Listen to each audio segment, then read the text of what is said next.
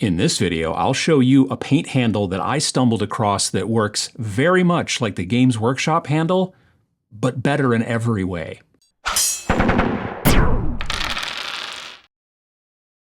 Paint handles are great. They help your miniature painting immeasurably. They keep your fingers and the oils on your fingers off of the model. They stabilize the model while you're painting, and they make it more comfortable to hold the model for long periods of time. And paint handles don't have to be fancy either. I used to use an old pill bottle and some poster putty to hold my models, and it worked pretty well. But then Games Workshop came out with something that I liked a lot more, nearly a decade ago. Back in 2017, Games Workshop came out with their own bespoke paint handle. It cost about $8, if I remember correctly. The really big selling point, at least to me, was that it actually kind of like gripped the base of the miniature. It used a spring-loaded clamp mechanism to hold the miniature firm, and it had a big, chunky handle that was kind of short, but mostly, fit pretty well in my hands. The clamp was really convenient to me because some of the brands of poster putty that I was using were sometimes a bit too difficult to dig out of the underside of the miniature bases, like after you were finished, especially if they were the older style, kind of like Slotta bases. Also, if you took long breaks in your painting, like if you didn't touch a certain model that was poster puttied to a pill bottle for 6 months or more, some brands of putty would get stiff and really hard and even more difficult to remove. So a simple kind of just spring-loaded clamp was a great boon. At least, I thought so. I probably wasn't the only one who thought that either, because the OG paint handle sold really, really well. I know I bought a lot of them, even though it was like quite easy to just pop models on and off of the clamp thing there. It was even, easier yet to just have a bunch of the handles, cluttering your desk like I did. So I'd, generally pick one up at my local shop whenever I went in there to play, because if you go in there just to play, you should buy something if you're playing at your, local shop. You got to support the FLGS. Then, sometime in late 2020, Games Workshop released the Painting Handle Mark II, which looked considerably different than the original one. The upgrade was the head that, held the base of the model. It still held bases up to 40 millimeters, like the original version did, but it was a considerably smaller clampy bit. This helped it to get out of the way when you were trying to paint, like, let's say, the undersides of models and things like that, right? The new clamp didn't block your line of sight and your brush, you like the old one did. Unfortunately, while I liked the new head part more, I liked the newer handle part much, much less. It had this skinny little neck part that really didn't work great with my oversized mitts.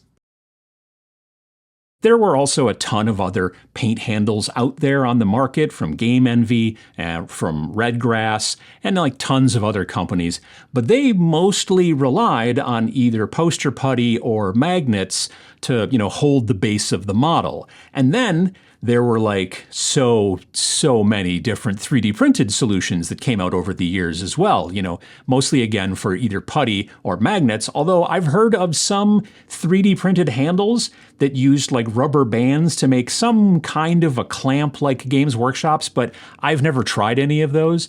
The GW clamp head was the gold standard in my mind, even if the handle part wasn't all that great. Fast forward to this summer, and I was at this event called D&D in a Castle, held in Ohio. It's a neat event, really, but I wasn't there to play, right? I was there to work. I was sent there by the army painter to teach the players how to paint their miniatures. When I got there, there were tons of WizKids pre-primed minis for people to work on and practice on and stuff like that, and there were tons and tons of army painter paints and brushes to use.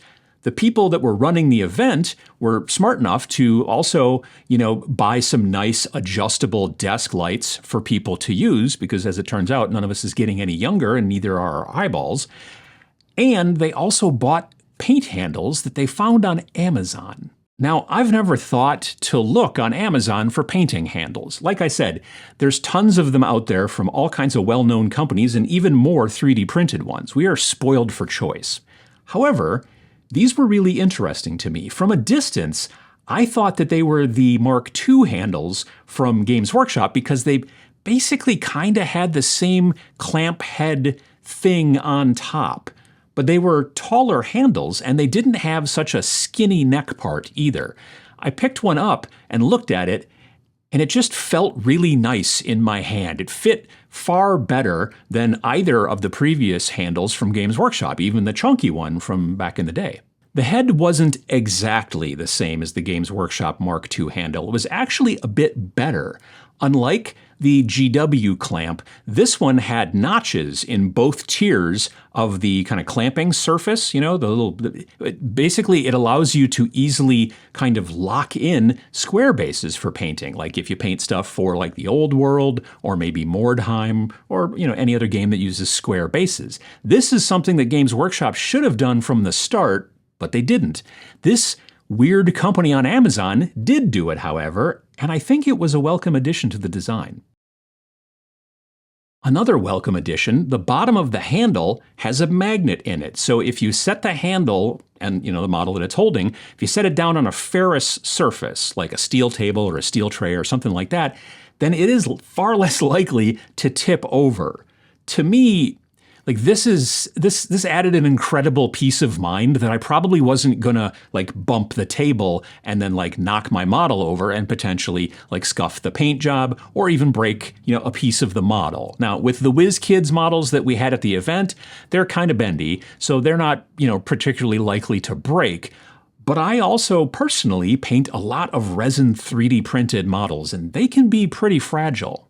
So it's actually really nice, that magnet. I don't have a steel table, but I do have a steel tray that I use once in a while. However, I also picked up a pack of these 1.5-inch steel discs with like sticker type adhesive on one side, and I peeled off the thing and I stuck one to my hobby mat to try it out, and it works pretty nicely to keep the painting handle in place.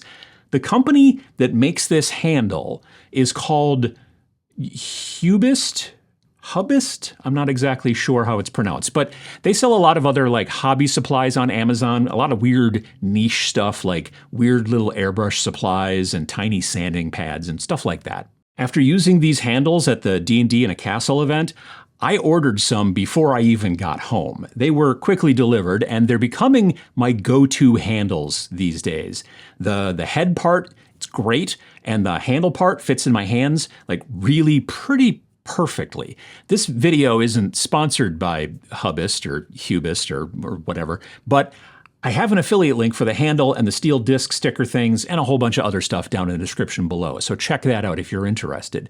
The handles cost $12.99, which is 49 cents more expensive than the GW Mark II handles. You don't usually get to say something's more expensive than Games Workshop, but in this situation, 49 cents more expensive. However, they are like bigger and better, so I think that 49 cents is totally worth it. I was just really impressed with how much I liked these just random handles from Amazon. They're pretty much the best of both worlds. They're like the really nice head from the Mark II GW handles with those neat square-based upgrades as well, and a much better like handle part with a magnet at the bottom to boot. Check them out if you're interested. Again, if you want, affiliate link down below. What do you think? Do you even use paint handles? Do you have some other solution that you prefer?